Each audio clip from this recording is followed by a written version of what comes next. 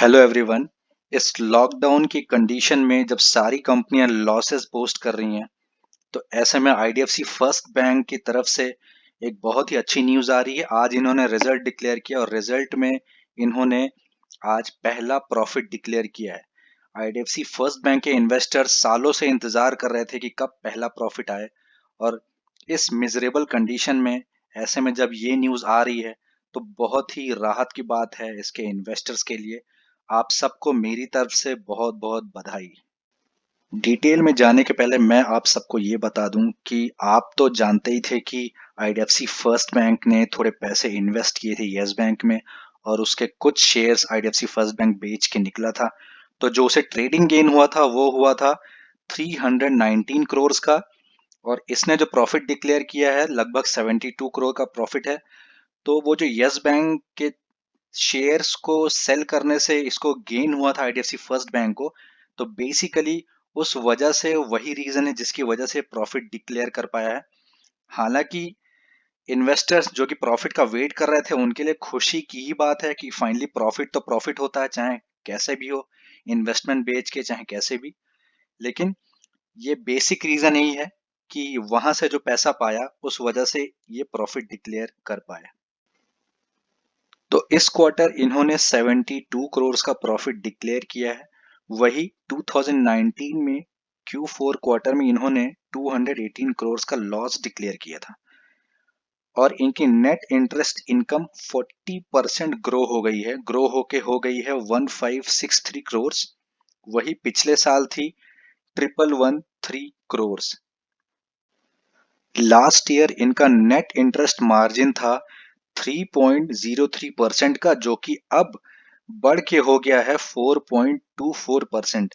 आप देखिए जिस तरह से ये प्रॉमिस कर रहे थे एकदम उसी डायरेक्शन में ये प्रॉपरली आगे बढ़ रहे हैं, और अपने फंडामेंटल्स को कितने प्यार से ग्रो करा रहे हैं। इनकी फी और अदर इनकम ग्रो हो गई है 40%। इस साल हो गई 432 करोड़ की। लास्ट ईयर थी ₹310 करोड़ की। तो ये ग्रोथ 40% की आई है। और इनकी जो फी इनकम है वो इनके टोटल इनकम की 22% है। आप देखिए कितना अच्छा ये फी इनकम चार्ज कर रहे हैं। 22% बहुत ही अच्छा होता है।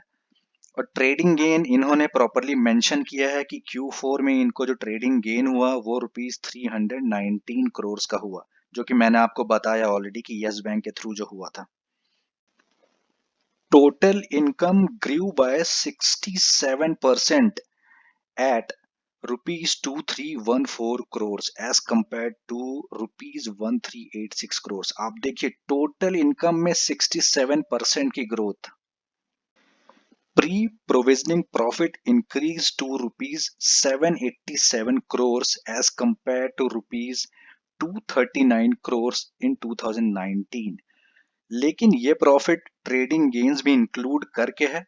ट्रेडिंग गेन्स अगर हम हटा के देखते हैं तो भी हम ये पाएंगे कि जो प्री प्रोविजनिंग प्रॉफिट है वो 70% ग्रो हुआ है ईयर ऑन ईयर बेसिस पे, और ये था ₹275 का, और अभी ग्रो होके हो गया है ₹464 करोड़ का। इन्होंने Q4 में जो प्रोविजन डिक्लेयर किया है वो है ₹679 करोड़ का। और इनको जो कोविड के वजह से जब लॉकडाउन स्टार्ट हुआ तो उसकी वजह से जो प्रोविजन डिक्लेयर करने थे इस क्वार्टर के वो करने थे ₹25 करोड़ के।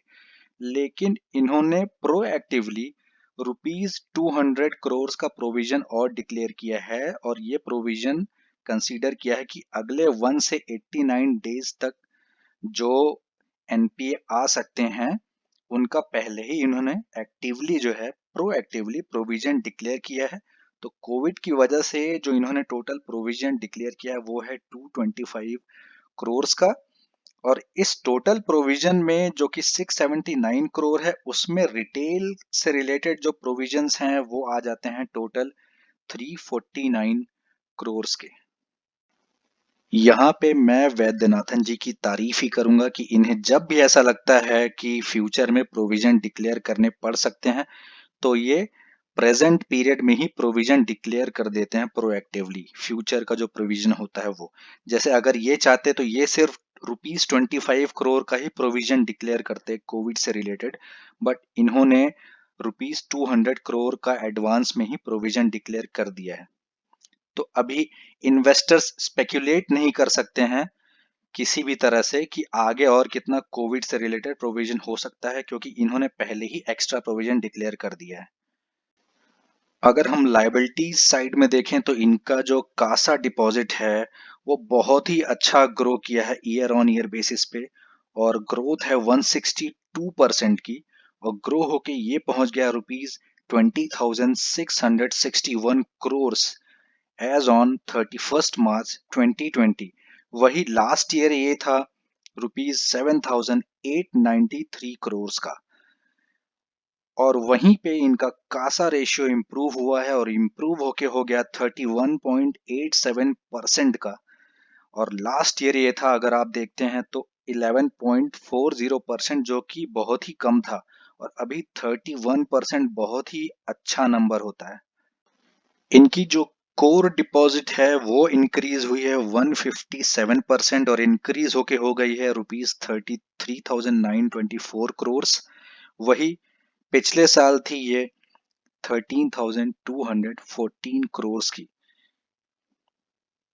इनकी जो फिक्स डिपॉजिट है उसको क्रिसिल ने अच्छी रेटिंग भी दी है, AAA की रेटिंग दी है और स्टेबल की रेटिंग दी है, जो कि बहुत ही अच्छी रेटिंग है। और क्योंकि इनकी रिटेल डिपॉजिट बढ़ी है तो इनकी जो डिपेंडेंसी थी होलसेल और मार्केट बोरोइंग्स पे वो बहुत ज़्यादा कम हो गई है। तो ये जो मनी बोरो करते थे मार्केट से सर्टिफिकेट ऑफ डिपॉजिट्स के थ्रू, वो रिड्यूस हुआ है 75% ईयर ऑन ईयर बेसिस पे, और कम होके वो हो गया है ₹7,111 करोड़।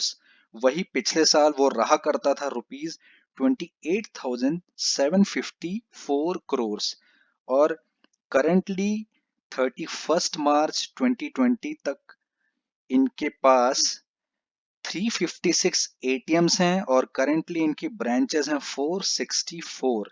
तो आप देखिए कितना अच्छी प्रोग्रेस है इस बैंक की फंडामेंटली अगर आप देखें तो चलिए अब इनकी एसेट क्वालिटी देखते हैं। ग्रॉस एनपीए जो था वो कम हुआ है और कम होके हो गया है 2.60%। लास्ट ईयर ये था 2.83%।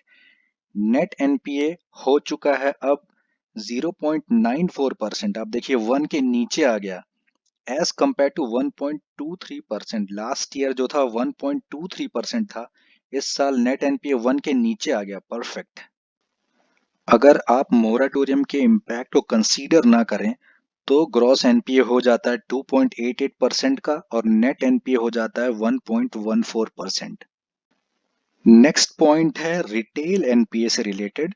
तो अगर हम मोराटोरियम को कंसीडर करते हैं तो ग्रॉस एनपीए जो रिटेल लोन बुक का है वो है 1.77% as compare to 2.26% last year. ठीक है, लास्ट ईयर 2019 में था 2.26% और अभी रिटेल लोन बुक का ग्रॉस एनपी है 1.77%, और वहीं नेट एनपीए का जो परसेंट है रिटेल लोन बुक का वो है 0.67% एज कंपेयर टू 1.06% इन 2019। आप देखिए कितना अच्छा लोन ये डिस्ट्रीब्यूट करते हैं रिटेल को कि इनका एनपीए बहुत ही कम है, बहुत ज्यादा कम है। अगर हम मोराटोरियम को कंसीडर ना करें तो इनका रिटेल बुक का जो एनपीए है ग्रॉस एनपीए हो जाता है 2.22% और नेट एनपीए हो जाता है 0.99%। वहीं 2019 में इनका जो रिटेल बुक का ग्रॉस एनपीए था वो था 2.26% और नेट एनपीए था 1.06%।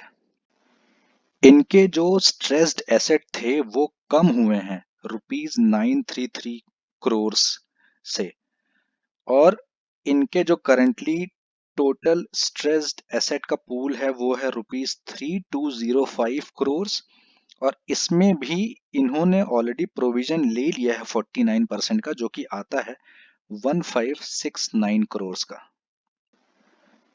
आईडीएफसी फर्स्ट बैंक की करंट नेट वर्थ है ₹15,343 और बुक वैल्यू पर शेयर है ₹31.9 की।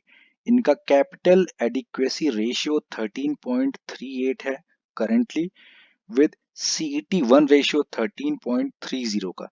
वही लास्ट ईयर था कैपिटल एडिक्वेसी रेशियो 13.29 और सीईटी रेशियो था 13.28% का। और बैंक ने अभी 2000 करोड़ का कैपिटल रेज किया है इक्विटी के थ्रू। वो जब कैपिटल आ जाएगा तो बैंक का कैपिटल एडिक्वेसी रेशियो हो जाएगा 15.55% का, विद CET1 रेशियो ऑफ 15.32%।